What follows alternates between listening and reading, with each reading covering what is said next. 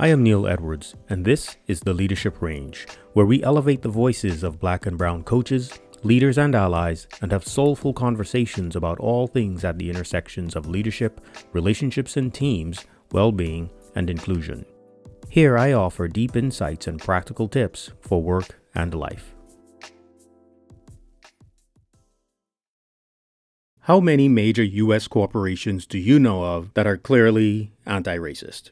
Think large cap, publicly traded companies. I don't mean companies working on social justice, inclusion, or advancing a culture of belonging. I mean real anti-racist organizations. Forbes published an article last October titled, "Companies Committed to Anti-Racism, a New Fellowship for Change." They cited an Edelman survey that reported that half of Americans expect CEOs to be anti-racist. That's great. That's awesome news. How many companies have you thought of so far that are anti-racist? Listen to some of the definitions. Oxford Dictionary Online defines anti-racist or anti-racism as the policy or practice of opposing racism and promoting racial equity. Verywellmind.com says, a process of actively identifying and opposing racism, to challenge racism and actively change the policies, behaviors, and beliefs that perpetuate racist ideas and actions. Business Insider, an active and conscious effort to work against multidimensional aspects of racism. And the Oxford English Dictionary, unabridged. This is the definitive record of the English language. It defines anti-racist as, quote, an opponent of racism, unquote. None of these definitions talk about promoting diversity or inclusion. They don't talk about building cultures of belonging. They don't talk about addressing societal issues and injustices. While all of these things are well and good and necessary, none of them can be effective if we do not address the root of the problem, racism. In my last episode, I talked about the difference between problem solving and exploitation, and that perhaps organizations are not truly interested in solving problems, that they may be more interested in exploiting events to their advantage as a business. Now, I recognize it may feel damning to corporate leaders. My request to corporate leaders who feel that way is to prove it to me with facts. Prove that you're solving or you've solved some problems. Corporate leaders don't really want to be challenged, not directly. Nor do politicians, and nor does the notion of whiteness. Sometimes blackness does not want to challenge whiteness either, out of fear or backlash or repercussions, which makes a lot of sense given the asymmetry in power, in money, and in guns. So what is this about today? Well, this is about everything we've spoken about so far on the Leadership Range. It is about love.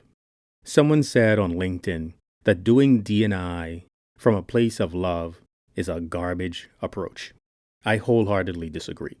Fear, anxiety, cowardice, and other dissonant energies have not produced the outcomes of our dreams. Only love has done that across the board, not only with racism, but all form of human and civil rights. It is effective. So effective that the most powerful lovers of humanity often get killed because they are so effective at moving masses of people. It freaks out the power mongers. And in the case of racism in the U.S., it causes angry white mobs to show up because it is so effective. Love is courageous, powerful, creative, and productive.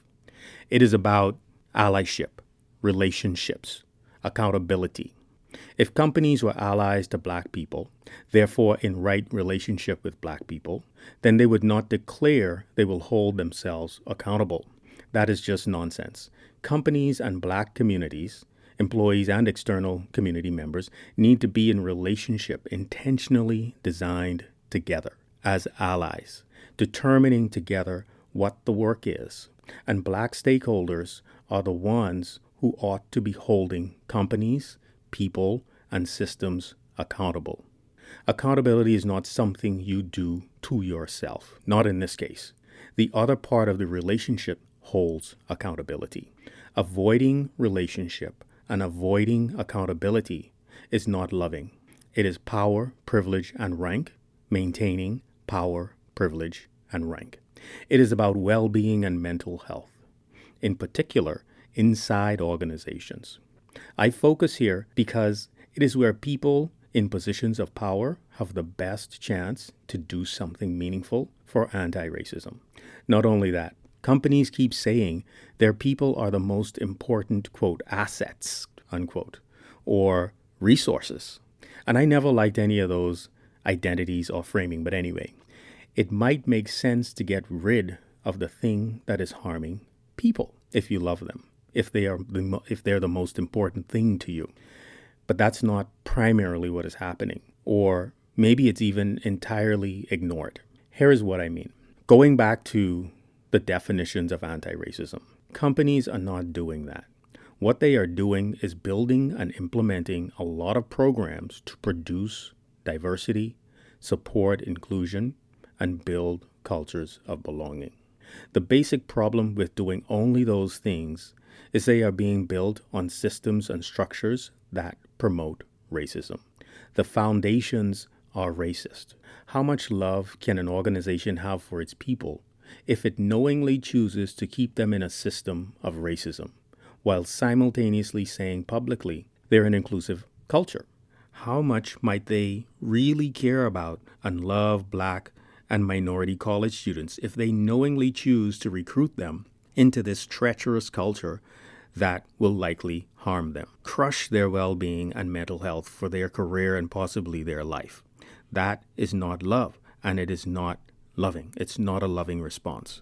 What would we think about, say, a physically, emotionally, and mentally abusive partner in a household who repeatedly says, I am building a beautiful partnership. My spouse is the most important thing to me, and our household is full of harmony. Meanwhile, the partner is having an affair, while the spouse is actually abused and bruised under thick makeup and a lot of clothes. While the spouse says all the right things out in public. The spouse even says, they let me spend all this money we have. They give me this nice house, allows me to travel with my friends whom I love. It bothers me that my partner has affairs, but I have all these nice things and this lifestyle. Is that a healthy relationship or partnership, or is it a toxic one? Perhaps. The bottom line is this. This is first about dismantling racist systems and structures and replacing them with equitable and just ones, while also changing hearts and minds. If we are not dismantling the harmful, are we not complicit in perpetuating our own harm? I didn't say what you would come away with today because I have a request. I'm a voice in the field who cares about this just as much as you do. There is a waning of anti-racism energy since last year. Whether you are a D&I practitioner or not, my request is not to let go. Keep on going. My request is to do things, big and small, from wherever you sit, to dismantle racism. Dismantle racism. You can have a loving heart and challenge. You can act with love and dismantle. If we do not care enough to do that, nothing is going to change.